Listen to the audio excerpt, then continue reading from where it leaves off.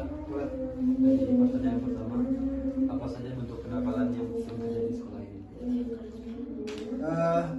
Kalau saya sih ya terserah, mungkin adik kakak ya, kakak di kampus mau bertanya dengan kenakalan, tapi kalau saya sih bahasanya bukan kenakalan kalau di lingkungan sekolah itu sendiri, tapi kita bahasanya lebih kepada apa ya, sedikit ya, karakteristik seorang remaja kan identik dengan sesuatu yang ganjil ya, banyak coba-coba dan seterusnya.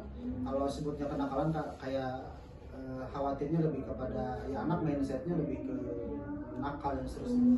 Tapi mungkin ya kadang-kadang kita lebih kepada anak sedang proses mempelajari dalam hal yang lain. Nah, bentuk sesuatu problem yang muncul di sekolah ya, mungkin ini kan pernah sekolah ya. Pernah sekolah pasti sudah kebayang kan anak yang ini kan yang ditanya SMP SMA ya. Nah, kalau dari SMP ke SMA kan kita sudah kebayang dan kita sudah merasakan bagaimana pada saat masa transisi perpindahan antara dari SMP ke SMA. Nah, satu kan apalagi kalau hari ini kita berbicara generasi Z, ini kan generasi Z juga kan ya. Nah, Gen Z itu lebih kepada mau coba-coba dalam berbagai hal tanpa memikirkan dampaknya seperti apa gitu. Dan Gen Z rata-rata problemnya adalah lebih kepada mental health-nya, kesehatan mentalnya, sehingga orang kedawang bahasa Sunda atau orang kedawang ya, jadi egois lah.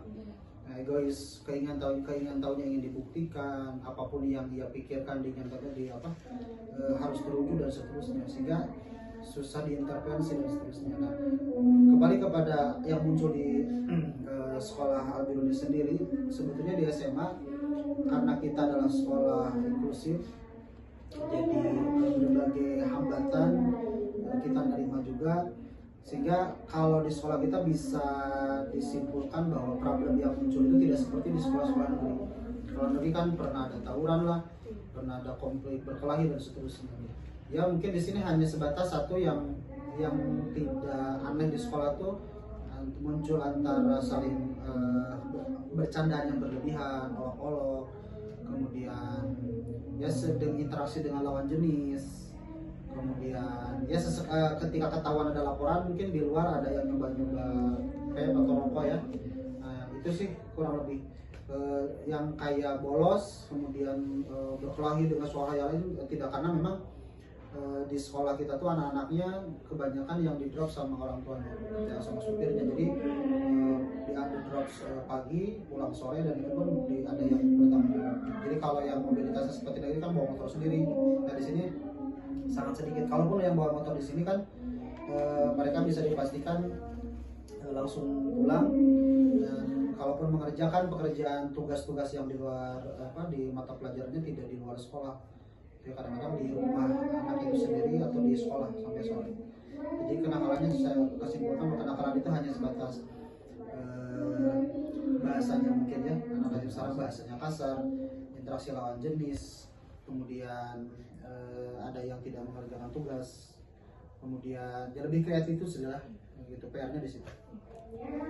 Mungkin menurut Bapak apa saja sih penyebab utama dari kenakalan remaja ini? Kalau berbicara penyebab ya menurut ya kami dari yang ada di anak-anak di sini, setelah ditelusuri melalui pendekatan konseling, bimbingan baik dengan guru BK-nya, dengan wali kelasnya, dengan kesiswaannya, ya sebetulnya lagi-lagi anak-anak hari ini adalah generasi Z itu dipengaruhinya dengan sosial media. Jadi sumbernya interaksi kebanyakannya daripada dengan orang tuanya, dengan gurunya di sekolah, ya kebanyakan yang berpengaruh di sosial media. Kan sosial media tidak ada filter ya, orang mau ekspresi apapun di situ nggak ada batasan. Itu yang berdampak, sehingga ya mungkin itu bisa jadi sejak SMP-nya, bisa jadi sejak SD-nya, sehingga ngomong kasar terus jadi hal yang template dan seterusnya gitu ya.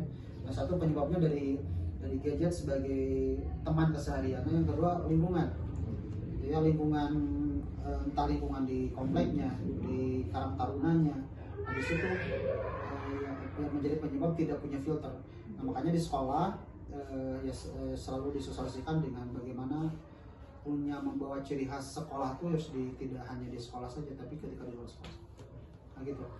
Terus mungkin apakah dari sekolah ada melakukan pencegahan gitu Pak? Contoh pencegahan? Ya pasti. Kan dalam tindakan BK itu bimbingan masalah itu kan kita lebih kepada menyelesaikan problem-problem yang sifatnya kuratif, ada preventif kan program BK itu. Ada yang kuratif kan kita lebih kepada mengasih bimbingan kepada anak-anak yang ketahuan kesalahannya pada saat itu yang sifatnya insidental.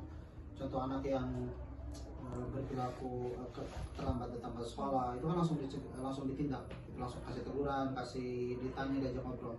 Nah kemudian preventifnya adalah ya kita satu ikhtiarnya pencegahannya adalah satu lebih kepada memperbanyak bimbingan melalui bidang studi. Guru bidang studi itu jangan hanya menyampaikan SKL pelajarannya saja, tapi di situ harus ada muatan kan di dalam kurikulum pun ada panduannya. Bagaimana setiap pelajaran itu harus pendekatannya tentang pendekatan religiusnya ada, kemudian pendekatan moral dan seterusnya ada kan, bimbingan harus ada itu di setiap mata pelajaran. Jadi itulah satu langkah awal itu adalah dengan guru bidang studi dengan wali kelas setiap 2 minggu sekali itu mereka ada 1 jam lebih untuk masuk ke kelas untuk ngasih evaluasi kelas. Gitu ya, apa problem apa yang anak belum diselesaikan, entah dia ngomong kasar, berperilaku yang tidak baik, atau di luar ada perempuan, ada yang tidak berkerudung, atau apa di sosial media ketahuan sedang main yang menyinggung aturan sekolah dan seterusnya. Kita dibahas semua di situ. Itu adalah bagian dari pencegahan. Kemudian BK sendiri ada bimbingan kelas